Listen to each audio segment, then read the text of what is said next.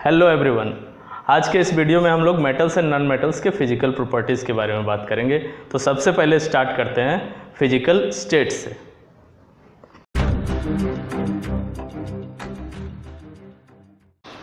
Physical state का मतलब metals या नॉन मेटल्स किस फिजिकल स्टेट में एग्जिस्ट करते हैं, सॉलिड, लिक्विड या गैसियस स्टेट में। तो मेटल्स सारे सॉलिड स्टेट में एग्जिस्ट करेंगे। नॉन मेटल्स जो है वो सॉलिड और गैसियस फॉर्म में ज़्यादातर पाए जाएंगे, कुछ एक को छोड़कर। जैसे ब्रोमीन जो है वो लिक्विड स्टेट में होता है। सॉलिड नॉन मेटल्स का एग्जांपल हो गया कार्बन, सल्फर और फास्फोरस। उसी तरह गैसियस नॉन मेटल्स के एग्जांपल हो गए ऑक्सीजन, नाइट्रोजन और हाइड्रोजन। और एक एक्सेप्शन है मेटल का जो लिक्विड स्टेट में एग्जिस्ट करता है, वो है मरकरी, जिसका सिंबल है Hg।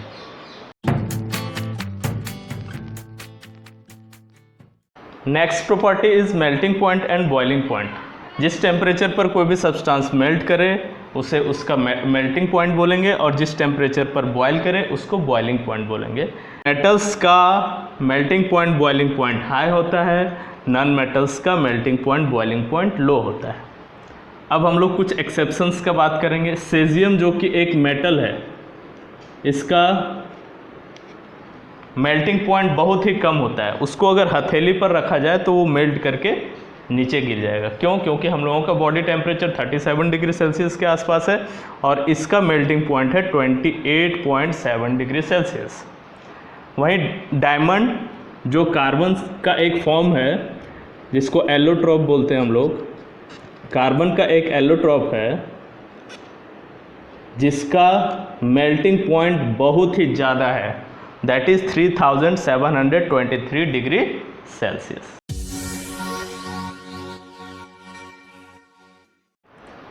Next is density. Density का मतलब एक यूनिट वॉल्यूम में कितना मास आ रहा है। Density is defined as mass per unit volume. अगर मासेस ज़्यादा है तो सब्सटेंस का डेंसिटी ज़्यादा होगा। तो मेटल्स का हाई डेंसिटी होता है, नॉन मेटल्स का लो डेंसिटी होता है। लेकिन कुछ एक्सेप्शन भी है, जैसे सोडियम और पोटासियम दोनों ही मेटल्स है, लेकिन इन दोनों का डेंसिटी बहुत ही ज़्यादा कम होता है, वाटर से भी कम।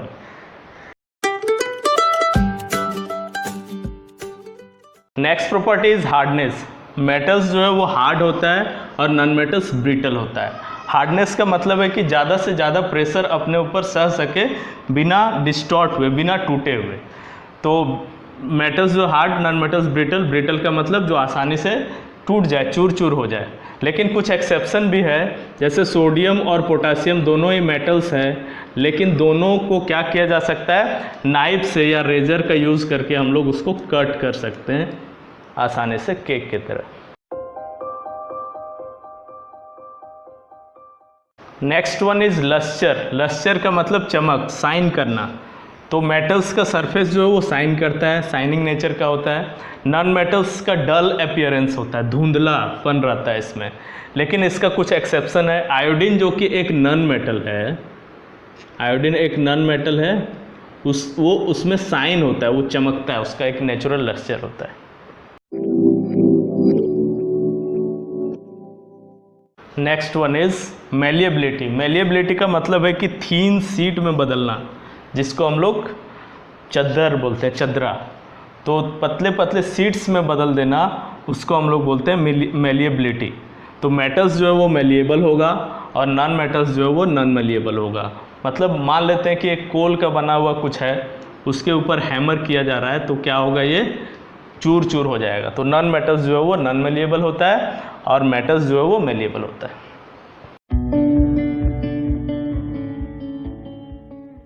Now the next one is ductility. Ductility वो प्रॉपर्टी जिसमें किसी भी सब्सटेंस को हम लोग थीन वायर में बदल सकते हैं, या जनरली बोल सकते हैं मेटल्स को थीन वायर में बदला जाता है, उस प्रॉपर्टी को हम लोग डक्टिलिटी बोलेंगे।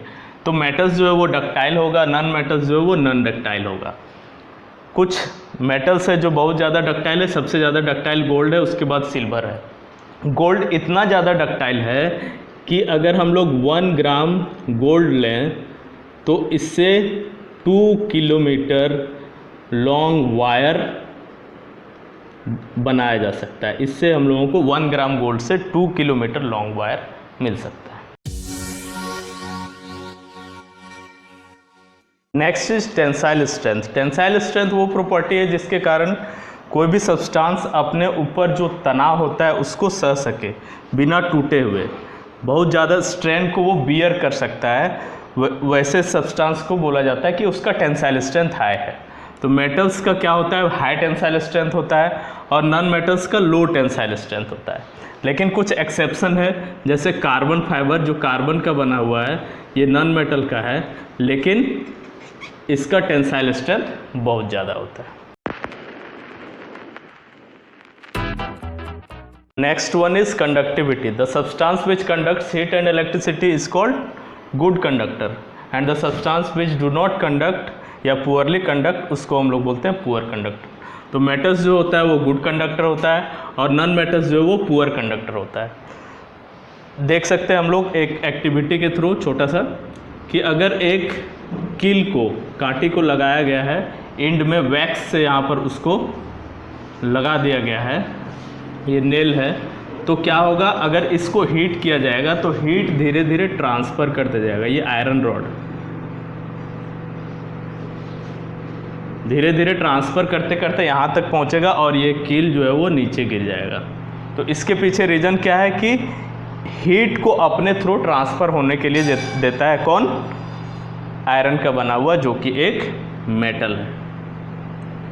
दूसरे में बोला जा रहा है कि सिल्वर को क्यों नहीं यूज़ किया जाता है बिजली के तार को बनाने में, तो उसके पीछे रीज़न है, जबकि सिल्वर जो है वो बेस्ट कंडक्टर है, बेस्ट कंडक्टर सबसे ज़्यादा कंडक्ट करता है हीट इलेक्ट्रिसिटी को, तो नहीं बनाने के पीछे रीज़न है कि इसके जगह पर कॉपर का यूज़ किया जाता है। कॉपर का यूज़ इसलिए किया जाता है कि कॉपर जो है वो हीट रेजिस्टेंस है, बाकी कोई दूसरा मेटल हीट रेजिस्टेंस नहीं है, इसलिए कॉपर को यूज़ किया जाएगा इलेक्ट्रिकल फिटिंग में, सिल्वर को यूज़ नहीं किया जाएगा।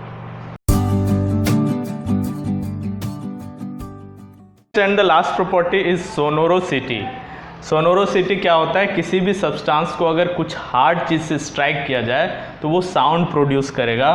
साउंड प्रोड्यूस करने के इस प्रॉपर्टी को सोनोरोसिटी बोलते हैं। मेटल सोनोरस होता है और नॉन मेटल्स जो है वो नॉन सोनोरस होता है।